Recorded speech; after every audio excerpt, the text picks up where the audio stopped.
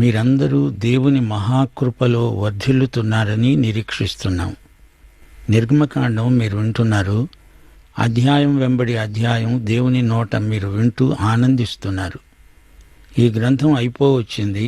సాక్ష్యపు గుడారం మన హృదయాలలో నిలిచిపోయింది. ఎన్నెన్నో సత్యాలు మనలో స్థిరపడిపోయాయి. సాక్ష్యపు గుడారాన్ని మనం మర్చిపోలేం. దేవుని ఆజ్ఞ చొప్పున గుడారం నిర్మించబడింది.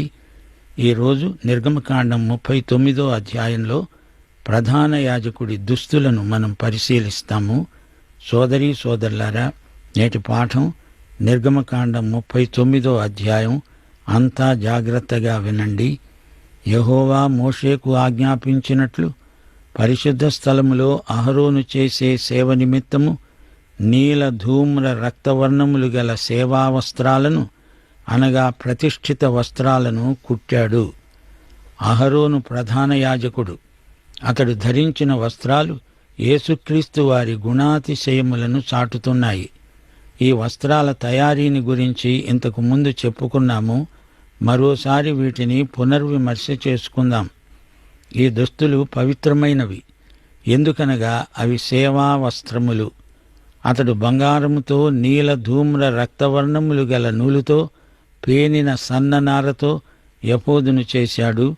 నీల ధూమ్ర రక్తవర్ణములు గల నూలుతో సన్ననారతో చిత్రకారుని పనిగా నేయడానికి బంగారమును రేకులుగా కొట్టి అది తీగలుగా కత్తిరించాడు. దానికి కూర్చే భుజఖండాలను చేశాడు. దాని 2 అంచులందు అవి కూర్చబడ్డాయి. దాని మీదనున్న దాని విచిత్రమైన దట్టి ఏకాండమై దానితో సమమైన పని గలిగి బంగారముతో నీల ధూమ్ర రక్తవర్ణములు గల పేనిన సన్న నారతో చేయబడినవి. ఈ విధంగా యెహోవా మోషేకు ఆజ్ఞాపించాడు. వీటి నేత చిత్ర విచిత్రమైనది. ప్రధాన యాజకుడు ధరించే దుస్తులు 8 భాగాలు. అందులో 4 యాజకులందరూ ధరిస్తారు. మిగతా 4 ప్రధాన యాజకునికి ప్రత్యేకం. ప్రధాన యాజకుడు మిగతా యాజకులందరిలో నుండి ప్రత్యేకించబడినవాడు. ఆ దుస్తులలో మహిమ ఉట్టిపడుతుంది. అందం చూపరులకు ఆకర్షణీయంగా ఉంటుంది. ప్రధాన యాజక వస్త్రాలు ప్రభువైన యేసుక్రీస్తును గురించే చాటుతాయి. అయితే ప్రాయశ్చిత్త దినాన అహరోను రక్తాన్ని తీసుకొని అతి పరిశుద్ధ స్థలంలోకి వెళ్ళినప్పుడు ప్రత్యేక దుస్తులు తీసివేసి సాధారణ వస్త్రాలు మాత్రమే వేసుకుంటాడు. యెషయా 52వ అధ్యాయం 11వ వచనం, పోండి, అక్కడి నుండి వెళ్ళిపోండి, అపవిత్రమైన దేనిని ముట్టకండి, దాని వద్ద నుండి తొలగిపోండి. యెహోవా సేవోపకరణములను మోసేవారలారా, మిమ్మును మీరు పవిత్రపరచుకొనండి. అదే మాట ఈ రోజున కూడా దేవుడు తన సేవకులకు చెబుతున్నాడు. దేవుడు పాపం చేసే బోధకుల్ని వాడుకోలేడు. అతడు ఎంత గొప్ప బోధకుడైనా పాపం చేస్తున్న వ్యక్తిని దేవుడు ఎట్టి పరిస్థితిలోనూ వాడుకోడు. వారు ఎంత ఒళ్ళు విరుచుకొని పనిచేసినా అదంతా వృధా. అట్టి సేవకులు కర్ర గడ్డి కొయ్యకాలు పెట్టి కట్టుకుంటున్నారు. అదంతా కాలిపోయే రోజు వస్తుంది. మనము క్రీస్తు నీతిని ధరించుకోవాలి. ధరించుకున్న వస్త్రాలకు తగినట్టే జీవించాలి. యాజకుల వస్త్రాలలో మనం నేర్చుకునే పాఠం ఇదే. అహరోను అతి పరిశుద్ధ స్థలంలోకి వెళ్ళేటప్పుడు ప్రజల పాపాల నిమిత్తం బలులు అర్పించడానికి సిద్ధపడి వెళ్తాడు. తన ప్రత్యేక దుస్తులను విడిచి మామూలు దుస్తులను వేసుకుంటాడు. అలాగే యేసు ప్రభువు ఈ లోకానికి వచ్చినప్పుడు ఆయన తన దేవత్వాన్ని పరలోకంలో విడిచిపెట్టలేదు గాని ఆయన తన ప్రత్యేకమైన మహిమ వస్త్రాలను విడిచి వచ్చాడు. దేవత్వము యొక్క ప్రత్యేక లక్షణాలను మాత్రమే విడిచి వచ్చాడు. తన షకీనా మహిమను విడిచిపెట్టి మానవుడుగా ఈ లోకానికి దిగి వచ్చాడు.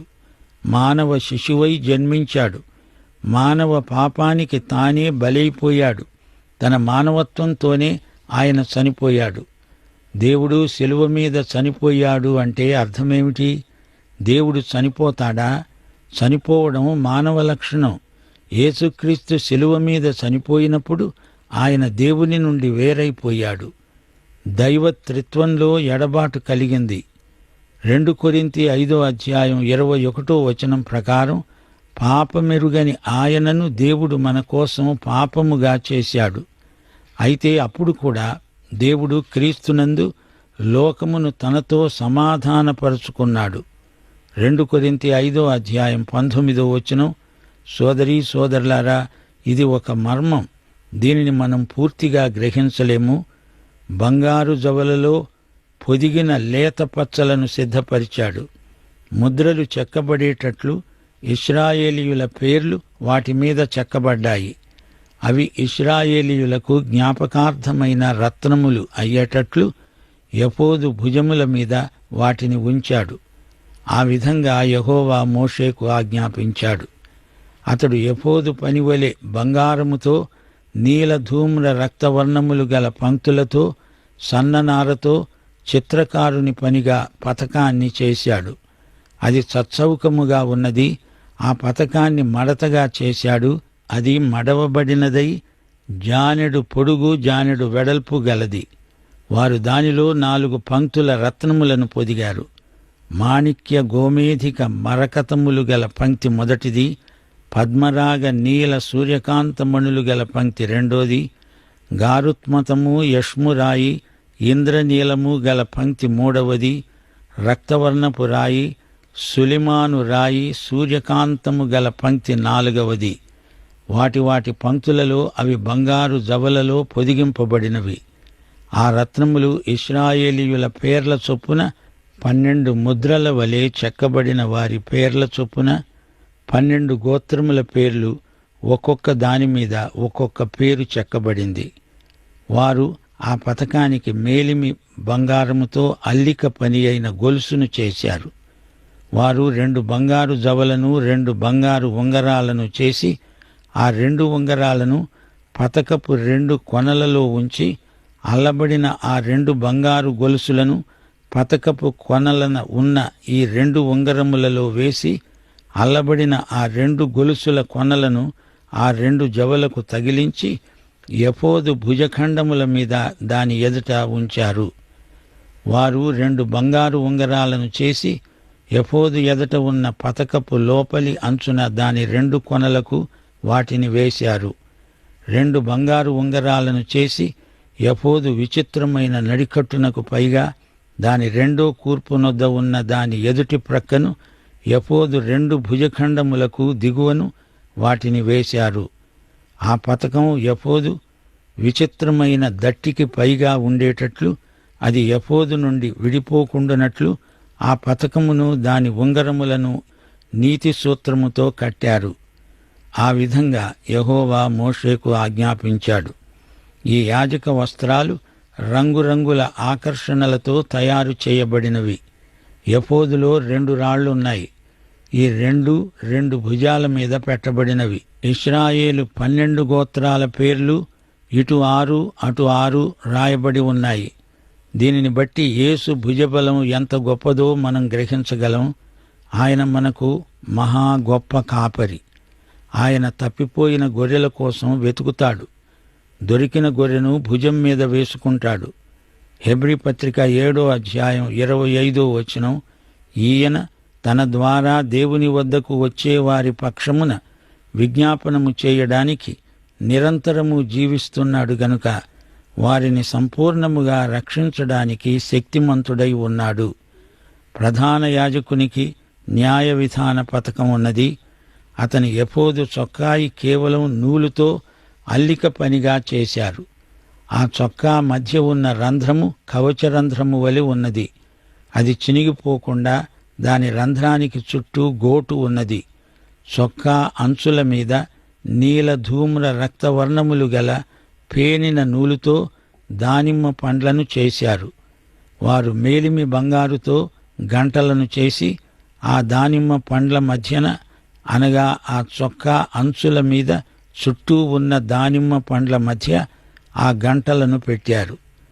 యెహోవా మోషేకు ఆజ్ఞాపించినట్లు సేవ చేయడానికి ఒక్కొక్క గంటను, ఒక్కొక్క దానిమ్మ పండును ఆ చొక్కా అంచుల మీద చుట్టూ ఉంచారు. పతకంలో ఊరీము తుమ్మీము ఉంచారు.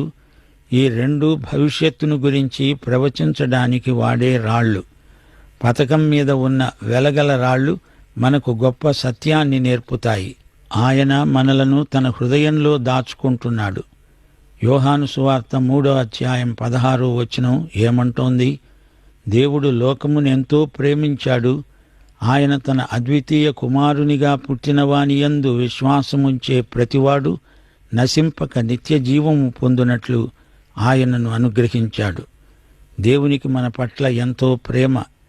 ఎఫోదు తరువాత బంగారు గంటలు, దానిమ్మ కాయలు వస్త్రపు అంచుకు కుట్టి ఉండాలి.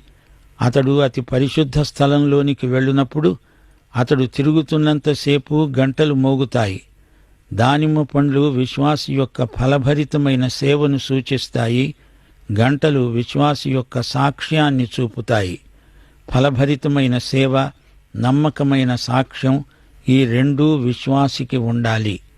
యెహోవా మోషేకు ఆజ్ఞాపించినట్లు వారు అహరోనుకు అతని కుమారులకు నేత పని అయిన సన్న నార చొక్కాలను, సన్న నార పాగాను, సన్న నార కుళ్ళాయీలను, పేనిన సన్న నార లాగులను, నీలధూమ్ర రక్తవర్ణములు గల పేనిన సన్న నారతో బుట్టా పని అయిన నడికట్టును చేశారు. యెహోవా మోషేకు ఆజ్ఞాపించినట్లు వారు మేలిమి బంగారముతో పరిశుద్ధ కిరీట భూషణమును చేసి చెక్కిన ముద్రవలే దానిమీద యెహోవా పరిశుద్ధుడు అనే రాత రాసిపెట్టారు. యెహోవా మోషేకు ఆజ్ఞాపించినట్లు పాగాకు మీదిగా కట్టునట్లు దానికి నీలి సూత్రం కట్టారు. ప్రత్యక్షపు గుడారపు మందిరము యొక్క పని యావత్తు సంపూర్తి చేయబడింది. యెహోవా మోషేకు ఆజ్ఞాపించిన ప్రకారంగా ఇశ్రాయేలీయులు చేశారు. యెహోవా పరిశుద్ధుడు అనే నినాదం మనకెంతో అర్థవంతమైనది. యాజకుడు పూర్తిగా పరిశుద్ధ జీవితానికి అంకితమైపోయాడు. పరిశుద్ధము అంటే దేవుని వినియోగము కోసము ప్రత్యేకించబడినది అని అర్థం. ఈ రోజున యేసు పరిశుద్ధుడు అనే నినాదం మన హృదయాల మీద రాయబడాలి. సోదరీ సోదరులారా, వింటున్నారా? సాక్ష్యపు గుడారం ఎంత విచిత్రమైనదో! మందిరము, గుడారము, దాని ఉపకరణములన్నీ, దాని కొలుకులు, పలకలు, కమ్ములు, స్తంభాలు, దిమ్మెలు ఇవన్నీ తయారు చేశారు.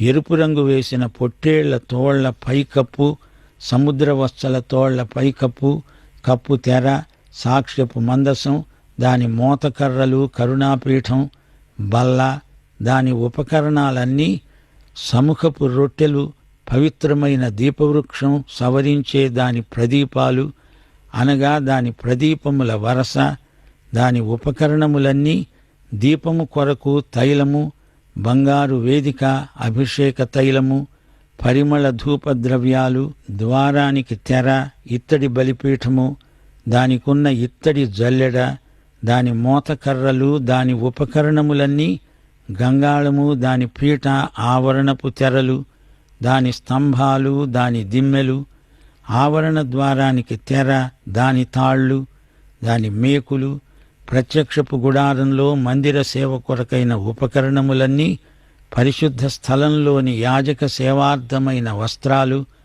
అనగా యాజకుడైన అహరోనుకు పరిశుద్ధ వస్త్రాలు, అతని కుమారులకు వస్త్రాలు మోషే వద్దకు తెచ్చారు. యెహోవా మోషేకు ఆజ్ఞాపించినట్లు ఇశ్రాయేలీయులు ఆ పని అంతా చేశారు. మోషే ఆ పనంతా చూచినప్పుడు యెహోవా ఆజ్ఞాపించినట్లు వారు దానిని చేశారు. అలాగే వారు చేసింది చూచి మోషే వారిని దీవించాడు. సాక్ష్యపు గుడారం ఇంతటితో పూర్తిగా ముగిసింది. ప్రతి వివరము అందులో అమలుపరచబడింది. దేవుడు గుడార నిర్మాణం పట్ల ఎంతో శ్రద్ధ కనపరిచాడు. ఆకాశ మహాకాశాలు పట్టజాలని దేవుడు ఈ చిన్న గుడారం పట్ల ఎందుకింత శ్రద్ధ వహించాడు? అదే మన దేవునిలో ఉన్న విశేషం. మత్తయి సువార్త 10:30 యేసు ప్రభు స్వయంగా ఏమి చెప్పాడు? మీ తల వెండ్రుకలు కూడా దేవుడు లెక్కించాడు. దేవునికి మనమంటే ఎంతో శ్రద్ధ. మన జీవితంలో ఎన్నెన్నో చిన్న సంఘటనలు జరుగుతుంటాయి. వాటిని గురించి ప్రభువుతో చెప్పుకోవడానికి మనమేమీ భయపడనక్కర్లేదు. దేవుడు మన జీవితంలోని ప్రతి చిన్న విషయాన్ని కూడా శ్రద్ధగా చూస్తూ మనకు సహాయం చేయడానికి సిద్ధంగా ఉన్నాడు. ఈ అధ్యాయంలో 43వ వచనంలో మోషే పని అంతా చూచాడు, బాగా జరిగింది, ఆయా వ్యక్తులకు బాధ్యతలు అప్పగించాడు. ఇందులో మోషే యొక్క వ్యవహార దక్షత తేటగా కనపడుతుంది.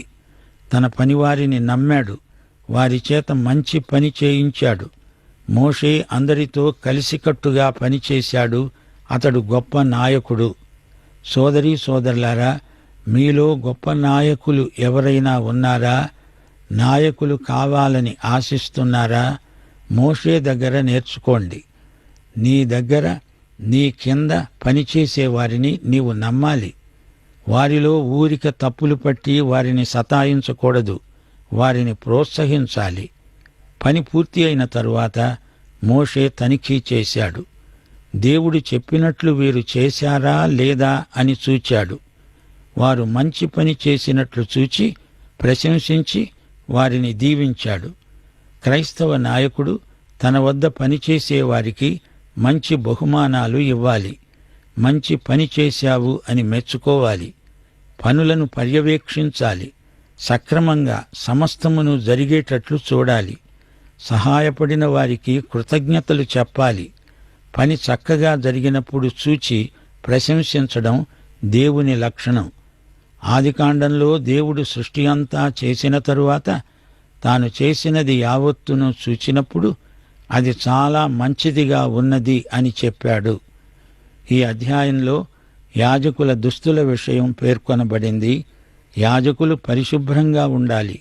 వీరు గుడారములోని సేవకు మాత్రమే ప్రత్యేకింపబడిన వారు. అందుకే వీరి దుస్తుల విషయం చిట్ట చివర చెప్పబడింది. గుడార నిర్మాణం సందర్భంలో వీరి సంగతి అసలు పేర్కొనబడలేదు. ఎపోదు చొక్కా ఎంతో నగిషీ పని.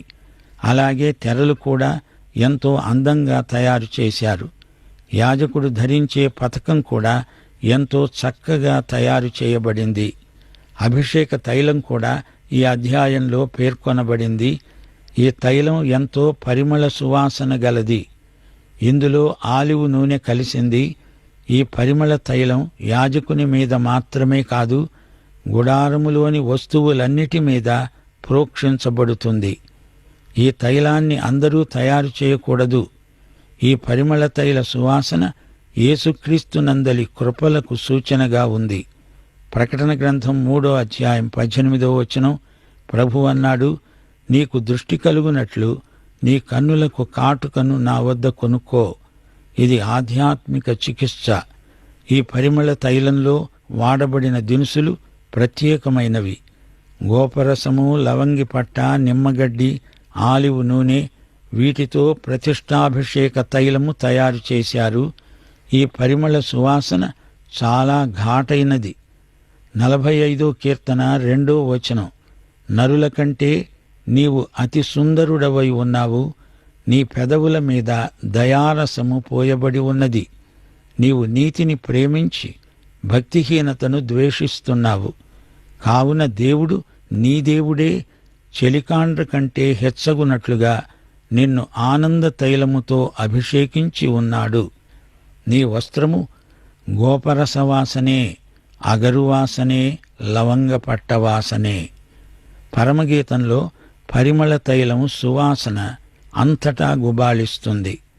పరమగీతం 1వ అధ్యాయం 13వ వచనం, నా ప్రియుడు నా వక్షముపై నుండి గోపరసమంత సువాసన గలవాడు. నాకు నా ప్రియుడు ఏన్గెది ద్రాక్షవనంలోని కర్పూరపు పూగుత్తులతో సమానుడు. పరమగీతం 5వ అధ్యాయం 13వ వచనం, అతని చెక్కిళ్ళు పరిమళ పుష్పస్థానములు, సుగంధ వృక్షముల చేత శోభిల్లే ఉన్నత భూభాగములు. సోదరీ సోదరులారా, మీ క్రైస్తవ సాక్ష్యం పరిమళ తైల సువాసన వలె నలుదిశలకు ప్రసరిస్తున్నదా? దేవుడు మిమ్మును సమృద్ధిగా దీవించునుగాక.